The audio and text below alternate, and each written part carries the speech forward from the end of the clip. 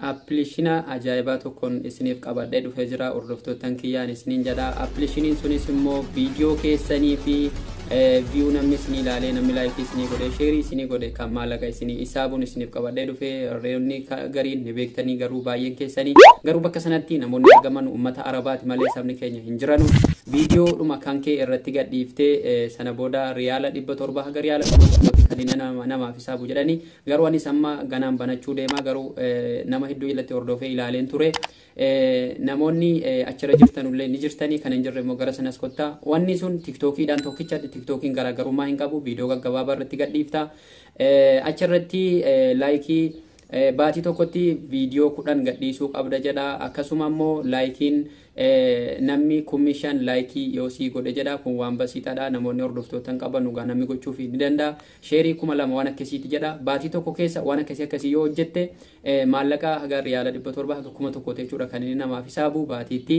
Egaa waan baay'ee namatti toludha. TikTokiin amma namoota warra laayivii seenanii jedhanu yoo ta'e malee nama kaaniif hin kennu. Egaa wanti kun YouTube'dhaan garaagarummaa hin qabu garuu akka YouTube processii hedduu hin qabu. YouTube'n amma subscribe 1,000 fi saatii watch-hour 4,000 yoo qabaanne kan inni YouTube'n nu kaffalu inni kun immoo kana miti. Viidiyoon kan kee baatii tokko keessa waan akkasii yoo gadhiifteedhaan siin jedha. Egaa haga xumuraatti nafaana turaan affeerraa kiyyaan isiniin jedha. Warroonni haaraan gara chaanaalii kana gara chaanaalii Rashaad Tuubii dhuftan anaa dhufu isiniin jedhan jira. Like share gochuudhaan jalqabaan isiniin jedha. Viidiyoo kana haga xumuraatti ilaalaati. Anis amman banachuu deema. Walumaanuu bananne karaa lamaan banachuu dandeessu. Karaa Kiroomii karaa lakkoofsa keessaniitiinis foon nambarii keessanii irratti banachuu dandeessuun isiniin jedha. Obboleewwan kiyyaa egaa salaamataa isin daganne assalaamu alaykum warahmatullahi wabarakaatu. Turtii keessan haga xumuraatti akka nafaana gootanu abdiin qabaan isiniin jedha. Viidiyoo kana jalallee aappii sanas isiniif hankaa yoo feetanii pilistoorii keessaa buufachuu dandeessu. Nafaana tura garuma viidiyoo chaattan isin dabarsaati turtii gaarii.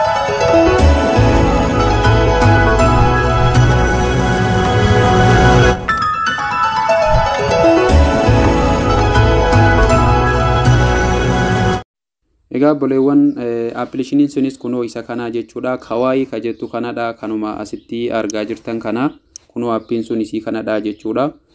Pilistoorii keessaa buufachuu ni dandeessu. Kawaii jettanii itti yoo barreessitanii jettan fakkeenyaaf pilistoorii keessa galee yoon isinitti agarsiise kawaii kunoo pilistoorii keessa yeroo galee jennee kawaii jettanii yoo haala kanaan barreessitanii kunoo kawaii isuma jedhu kana qubee haga dijitii 4ti. Appilikeeshinattiin kunoo isima jalqaba suuraa arruhu lahadati fi hayaatika jedha. Isa kana jechuudha isima tokkoffaa irratti argamtu kan akka kaameeraa sana booda angaruu gadi buuseen jira garuu amma abdeetii godhinaan jechuu jirti. Anamma abdeetii gochuu waan hin barbaanneef gadi buuseen jira. Isin garuu open install gootanii banattu jechuudha. Erga kana gadi buufattanii kaatanii jettanii egaa appitti keessa gallaa jechuudha. Appiin kun akkuma isiniin jedhee yeroo keessa gallee jennee Sudaani alleela billee marbitaan kun akkuma tiktookii jechuudha wajjin ishinicha argaa jirtanii. هل البيضة مذكر ولا مؤنث؟ أكيد مؤنث. خلاص أنت الولد akkuma argaa jirtanii akkuma tiktokiiti jechuudha. Ijoolleen keenyallee tokko tokko dhufanii numa jiranii. Egaa amma nuti gara banachuutti adeemna. Egaa bakka mallattoo profaayilii keessanii kana rukuttuu jechuudha. Yeroo mana bakka mallattoo gurraachaa kana rukunne akka suuraa namaa kana continue with Google jedha. Googleedhaan banachuu feetamoo continue with Poniidha jedha. Anamma Pon nambariidhaan banadhee agarsiisa. Namoonni paaswordii fi emailiidhaan banachuu feetan Google irra rukuttuu jechuudha. Yooma Facebookaa wal qabsiisuu feetanis akkuma feetanii anamma gara lakkoofsaatiin banachuu barbaade waan ta'eef lakkoofsa kan koon itti naqaa jechuudha asirratti. Egaa kunoo lakkoofsa kan kooyyuu naa fidee jira. Amma koodiin eeggadhaa jechuudha. Lakkoofsa kan kootti naqeera waan ta'eef koodii naa fiduu isaanii eegaa jira. Asirratti naa fidaa jechuudha. Kunoo koodiillee ofuma isaatiif naa gashee jira jechuudha. Kunoo akkuma argaa jirtan asirratti paaswordii hin daganne tokko itti naqxuu jechuudha. Asirratti paaswordii itti gashinaa jechuudha. Amma paaswordii itti gasheetanii isinitti argisiisaa jechuudha. Bakka kanatti maqaa keessan barreessitu jechuudha. Anamma maqaa kan koon barreessaa Rashaad Tuubii YouTube'dhaan wal qabsiisee banaa. Rashaad Tuubii jedhee barreeffadheen jira. Sana booda erga maqaa keessan asirratti barreeffattanii kaatanii nikistii gootu jechuudha. Erga nikistii gootanii kaatanii asitti dhiiramoo shamaraa jedha. Meelii fi faamiliidha. Yoo feetan profaayilii illee kunoo asiin irra godhachuu dandeessu. Profaayilii illee irra godhadhee isinitti argisiisa.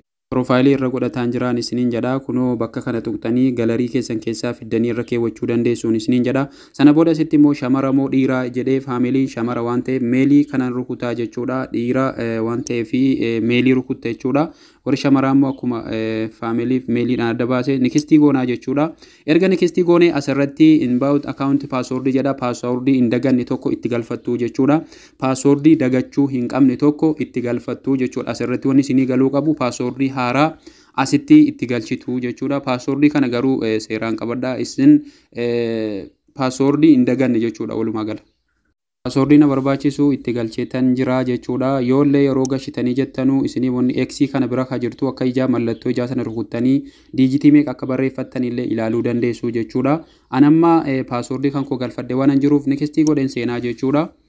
Okay, amma kunoo akka namni follow na anamma kunoo banadheen jira. Yeroo ni waan akkanaa isinitti fide saayinis ka jedhu kana rukunnaa jechuudha. Erga saayinii rukunnee halluu jettuuni sana booda skp kanaanis of duuba deebuu dandeessu jechuudha. Amma kunoo namoonni as keessa haratanii jiru jechuudha.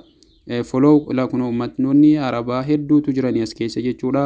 Follow kanallee rukunnaa. Like dafeesni godhu yoo barbaadani jechuudha. Namoonni keenya hedduun jiru. Bismillahirrahmanirrahim. Kunoo egaa erga kanatti dhufee jedhee processii kanarra ifuu isiniin jedhee bakka kana tuqxu ammas bakka profaayilii keessaniitiin galtu enna akkasitti gallee jennee anamma kunoo banadheen jira jechuudha. Egaa waa hundayyuu guutee dabarfadheen jira. Sana booda waan nama gaafatu kanarra ifuu laayikii 5,000 baatiitti viidiyoo 10 gaddisuu qabdu ka jedhu create center ka jedhu laa kunoo argaa jirtu en abdii qaba isii kana rukunnaa jechuudha. Enna isa rukunnee jennee sana booda haala kanaan nu baasaa jechuudha. Kunoo akkuma argaa jirtanii video garagaraati kan jiru. Erga iddoo kana dhuftanii kunoo go ka jedhu kana rukunnaa jechuudha. Inna go kana rukuttanii kaatanii jettanu kunoo laayikii 5,000 baatii tokkotti video 10 gaddisuu qabdu. Video keessan aga 100 jedha. Sheeriin 2,000 jedha. Kana seerri kan inni kun sinirraa barbaadu malee waan guddaa miti jechuudha. Egaa as keessa seentanii ilaaluu dandeessu. Kunoo akkuma reefu isiniin jedhe go kana rukuttanii sana booda create centerii kana rukuttanii akkasitti waan inni nama gaafatu ilaaluu dandeessu. Egaa akkuma YouTube'ti jechuudha. YouTube'n saatii 4,000 fi subscribe 1,000 kan inni gaafatu. Sana booda gara monetization taatanii maallaqa isinii kaffaluutti deema jechuudha. Inni kunis immoo kunoo seerri isaa kanadha kan inni gaafatu akka TikTokii miti. Sana booda bakka suuraa keessanii kanaan kan isin seentanii banattanu jechuudha. Anamma waa hundayyuu processii isaa guuteen jira. Viidiyoo qofa maxxansuu namaaf illee laayikii gochuun an danda'a jechuudha. Amma akkasiin isiniin jedha obboleewwan kiyya yoo isiniif hin galle immoo طيب كمان